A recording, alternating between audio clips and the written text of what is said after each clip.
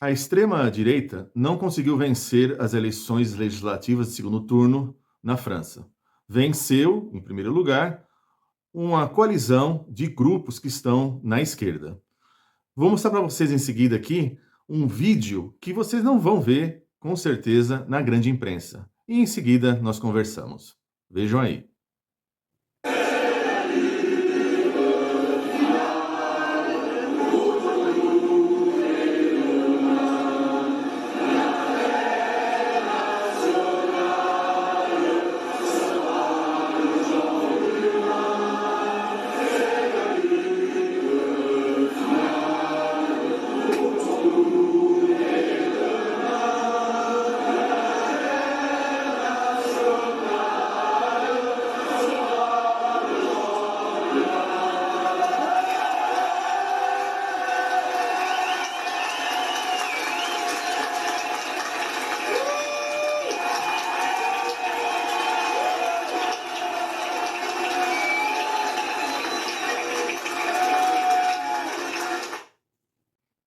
Antes de começar a nossa conversa, queria dizer que só essas imagens que vocês acabaram de ver, que vocês não encontrarão na grande imprensa, já merece o joia. Então dê o joinha aí agora, nesse instante.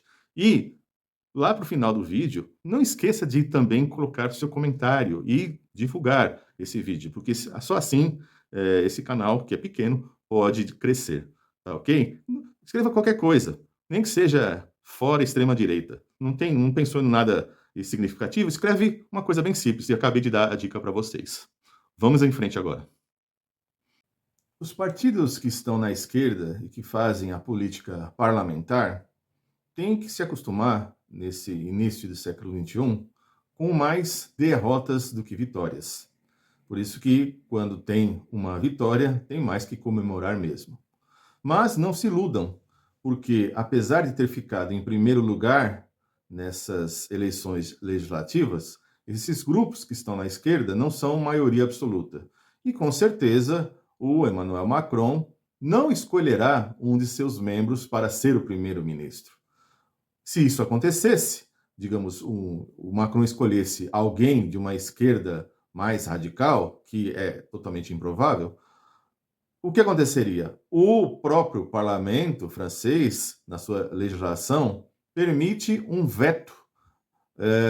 E esse veto teria que ter 289 votos. O que, obviamente, bastaria o pessoal da direita, extrema-direita e do centro, e quando eu falo centro, leia-se direita, porque todo centro é direita, né? Fica esse papinho furado de que é centro, todo centro é direita, tá?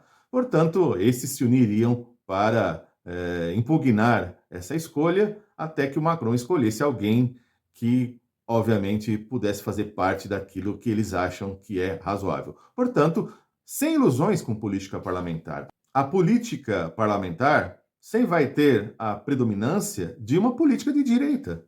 Não tem como fazer política autenticamente de esquerda no parlamento. Essa é uma das grandes ilusões da esquerda, que vem desde o século XX e agora se mantém no século XXI. Além disso, é preciso assinalar que, na Constituição francesa, há uma separação entre o chefe de Estado e o chefe de governo.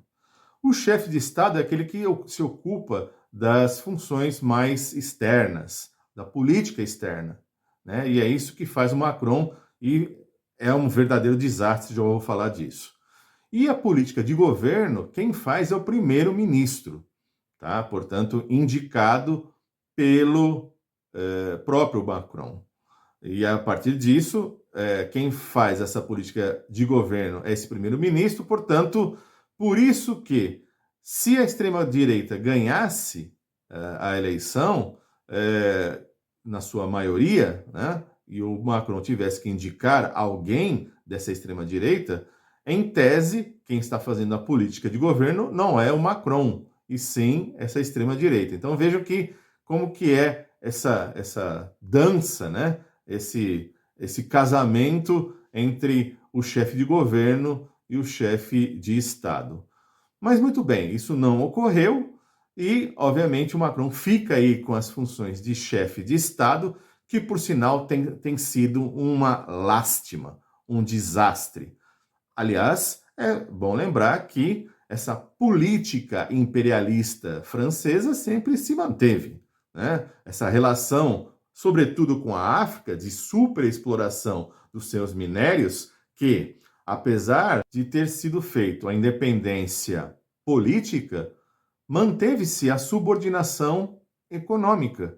Ou seja, o que acontece? A África é rica em minérios e, obviamente, não os processa, não os industrializa, né? Tudo isso é vendido como commodity e, obviamente, para os africanos sempre ficou a menor parte. E não é de hoje. Isso é uma política que vem de longa data. Até o penúltimo presidente, lá o François Hollande, do Partido Socialista, não mudou nada disso. E, obviamente, o Macron, que também foi do Partido Socialista e depois rompeu, depois saiu, e para fazer assim uma política profissional de direita. Ele sai do Partido Socialista em 2009 e em 2010 ele foi ser um sócio de um banco lá na França, né? E em 2012 já vai se tornar um político. E assim ele sempre foi fazendo a sua política para os ricos, né? Tanto é que seu primeiro governo, quando terminou e ele se candidatou à reeleição, ele só ganhou a passagem para o segundo turno das eleições francesas de 2022, assim, muito apertado. Ele ficou em segundo lugar e o Mélenchon ficou em terceiro ali, muito próximo do Macron, que, obviamente, depois todo mundo se uniu para derrotar Marine Le Pen. E assim, o Macron se reelege presidente, e aí vem um dos atos piores do seu governo, que é a reforma da Previdência. E sempre lembrando, quem faz é o primeiro-ministro, que no caso era uma primeira-ministra, a Elizabeth Borne. Então, ela simplesmente recorreu a um artigo da Constituição que ninguém mais nem lembrava dele, né? Geralmente vai se utilizar isso em momentos de guerra, né? Porque é uma exceção, né? Ou seja, é quando você impõe uma lei a qual não precisa ser votada. Porque, obviamente, uma vez que fosse votada, perderia essa reforma que obrigou todo francês a trabalhar 2 anos a mais para aposentar. E também retirou algumas aposentadorias especiais, né? Esse velho arco neoliberal de reformas, e dentre elas está a reforma da Previdência. Obviamente foi uma medida extremamente antipopular, de tal sorte que houve uma greve geral na França, né?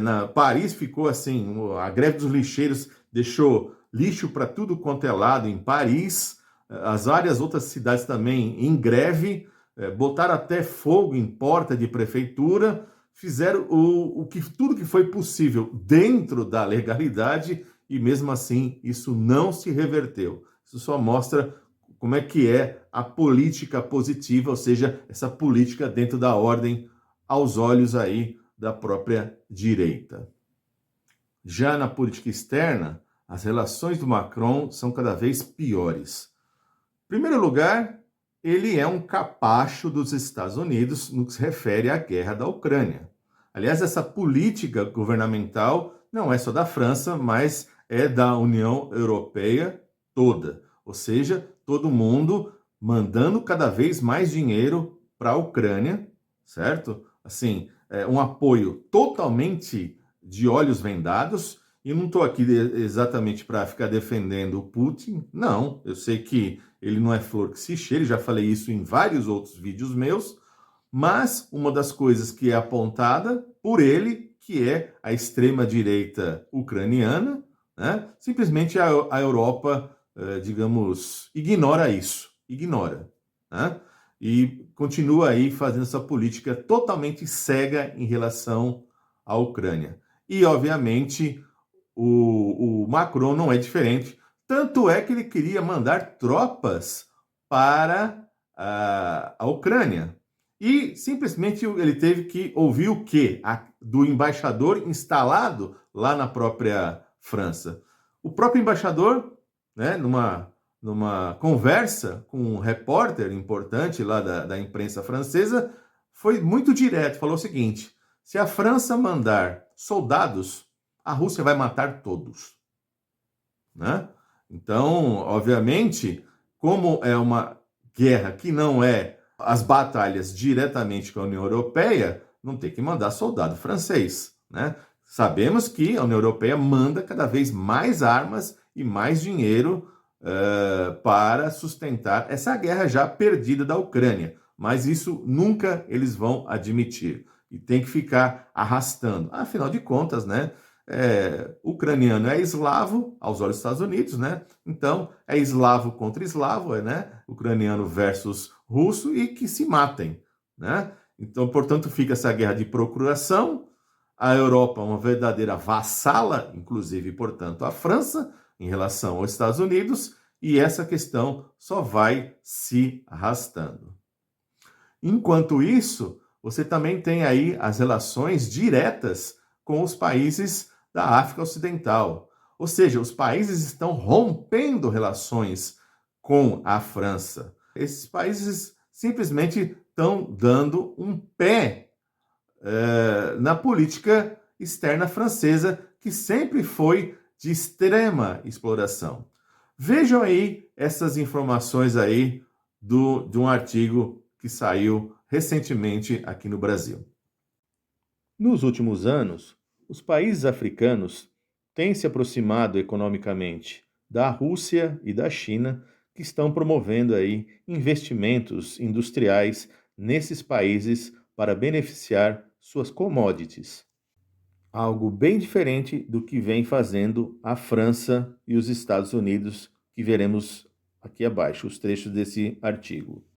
A Société des Mines de l'Air, uma suposta joint venture entre o Níger e a França no setor de urânio, é mais um exemplo da contínua influência francesa na região e no continente.